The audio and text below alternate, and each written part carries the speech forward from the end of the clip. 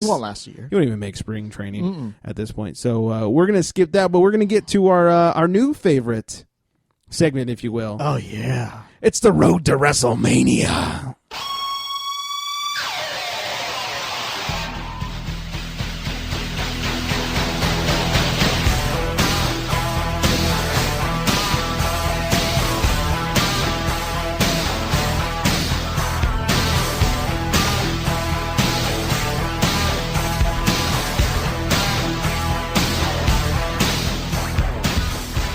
By the way, that newish song he comes out to is complete horseshit. Oh, God. Or his WCW song, complete horseshit. Yeah, complete horseshit. I don't remember the WCW song. It's so bad. So we started this last week since Mike and I are going to WrestleMania at Levi Stadium. Welcome to WrestleMania! You can just back up a little bit when you do that. Yeah, Vince, come on, man. Yeah, come on, Vinnie Mac.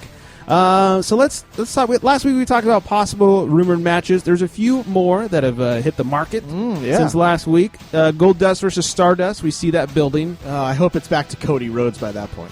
Well, Goldust did call him Cody. He said, "Don't call me Cody." Real snooty like. Yeah, so I don't think he's turning back to Cody, which sucks because as Cody, amazing athlete. It's great. Grow that mustache back. Yes, please. Let's get the Rhodes Scholars back. That was a great tag team. Yes. Miz versus Mizdow, speaking of the Rhodes Scholars. Of course, that's been building. Yeah. You can see that coming, but it's been great. I get the feeling they're not going to let it get to WrestleMania. I feel like they may have that happen at Fastlane. It's been a slow build, though. Well, he's already been demoted to his personal assistant instead of his stunt double. But I'm hoping it's a WrestleMania match. I think it'll be good. It better be. It'll be the At best. least like the kickoff show. That's what I think they'll probably put it at. That would make sense. Something I don't give a flying fuck about. Usos versus the Ascension for the tag What about titles. a grounded fuck about? Maybe. Yeah. Flying because it's the Usos. Yeah, yeah.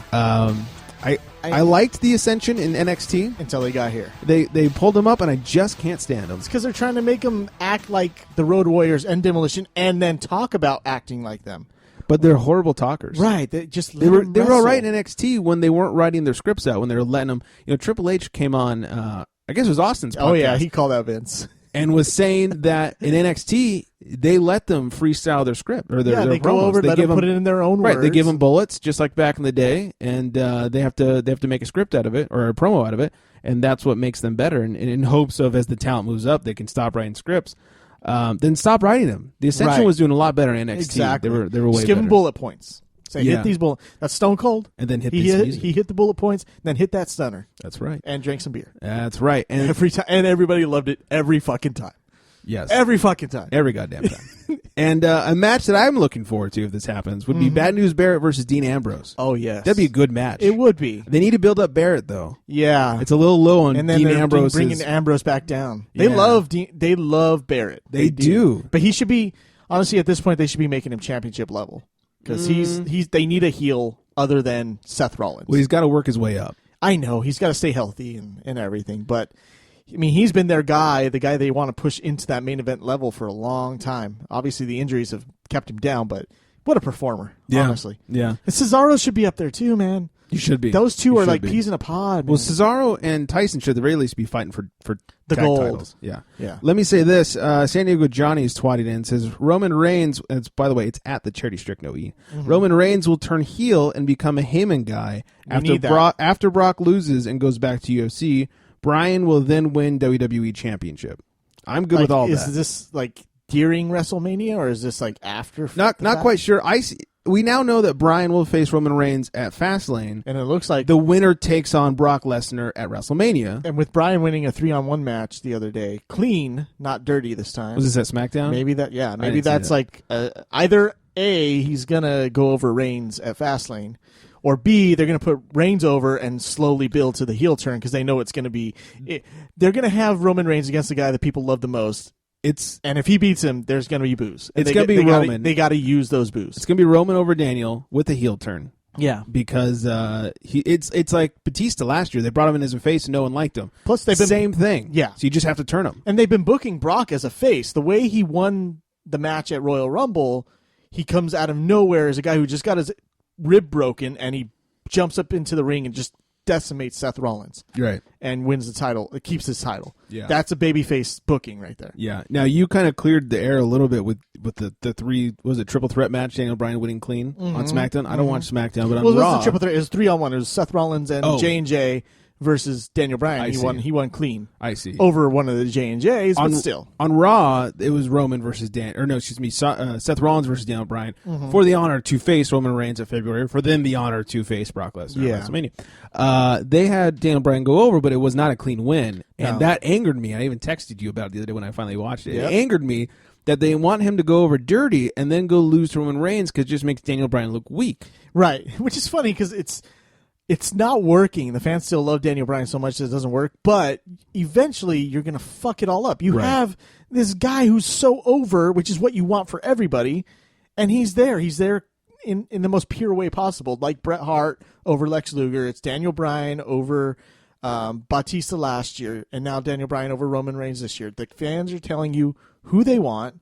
Give them what they want. Right. Exactly. And then give them someone strong to fight after that. Right. Not Kane. They did this with CM Punk, too. When Punk was champion as a heel, they kept every single loss was a dirty loss, and it made him look weak. It was bad. And if you look, my son loved the hardcore match between Daniel Bryan and Kane last year, but as pure fans like us, we don't want to see him facing Kane after he wins a huge title against Orton and Batista. Right. It's like, who the fuck is Kane? He was great in 97 when he first came on the scene, and he was this big old red monster.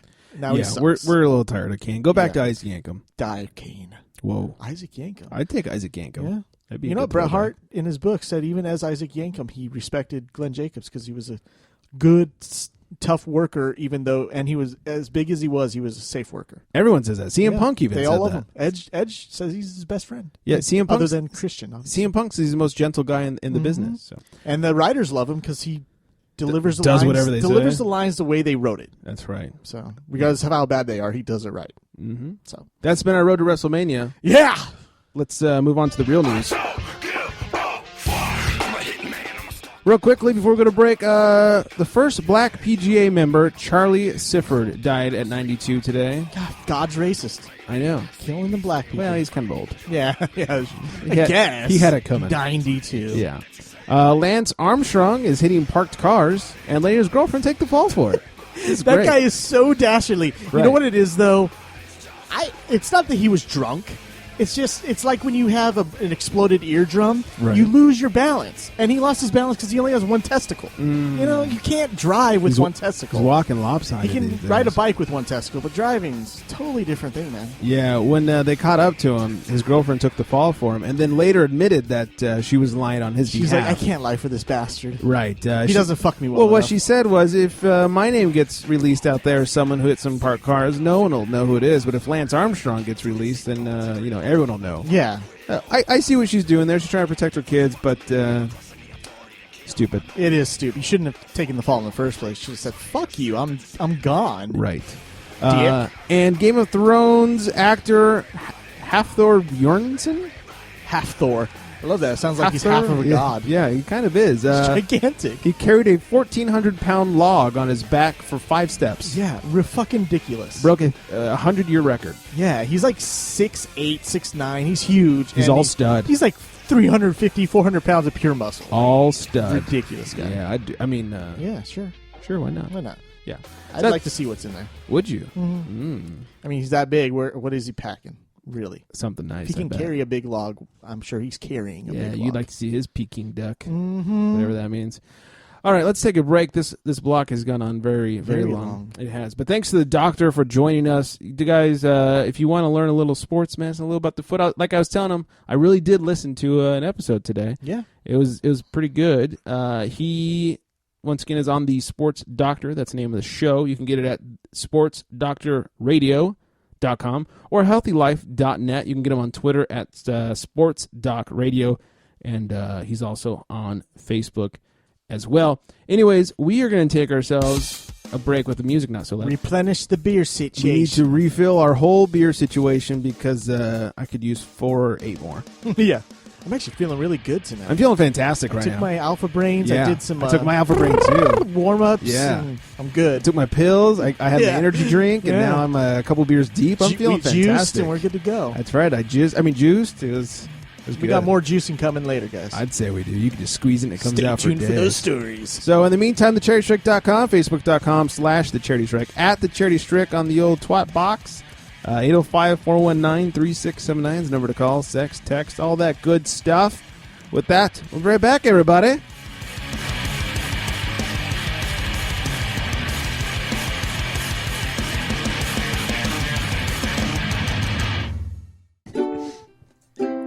Adventure time! Come on, grab your friends. We'll go to very distant lands with Jake the Lion and the human. The fun will never end. Adventure time. If that's not enough to get you guys to listen to the show, I don't know what is.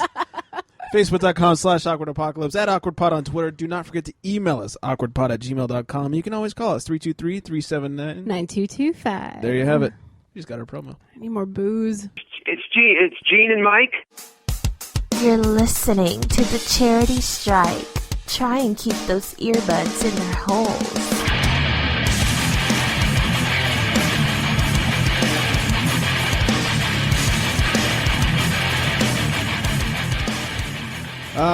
That's right. Welcome back in, everybody.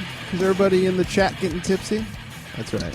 Mandy, are you? I made it gangster. If you guys aren't hanging out with us live on Monday nights, you're missing the chat room. It's Mixlr, mixlr.com/thecharitystrike. Before anything happens, well, first of all, we got Phil joining us in just a couple of minutes. Mike's going to talk a little UFC, but before we knock any of that out, real quickly, we got to do the most important part of the show. Hello, ladies.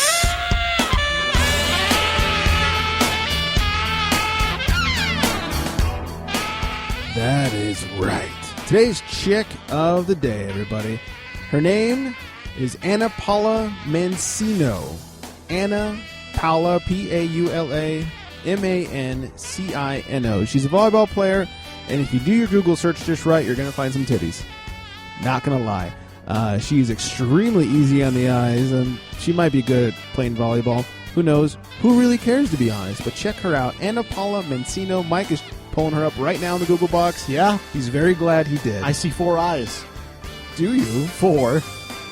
Huh? Some of them aren't actual eyes. Glasses? Just a point in the middle of a body part around the chest region. Oh. Yeah. Third nipple? It looks like 4 eyes. Okay, sure. 2 up here, 2 in the middle. I've never heard it explained that way. And I'm sorry. hoping I never do. Trying to be subtle. Yes. All right, before we bring Phil in, let's knock something else out. Yeah, why don't you hit my music, motherfucker?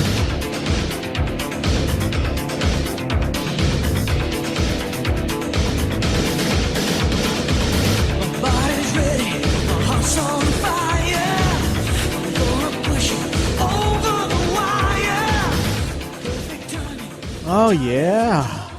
So we went a week without any fights, but we need a break sometime. We need a break sometimes. We need a refractory period. We had a lot of great fights in January, so we needed that. And we did a lot of coke, too. So. Yeah, hell of a drug. Yeah. Anyways, to piggyback off the wrestling thing that we did just a few minutes ago, we should talk about at WrestleMania, not Dana White, Vince McMahon has invited Chael Sonnen and Wanderlei Silva to come talk to him at WrestleMania. They're going to be at the Hall of Fame. Well, Chael Sonnen is going to be at the Hall of Fame. He has committed to that. He's going to talk to Vince McMahon.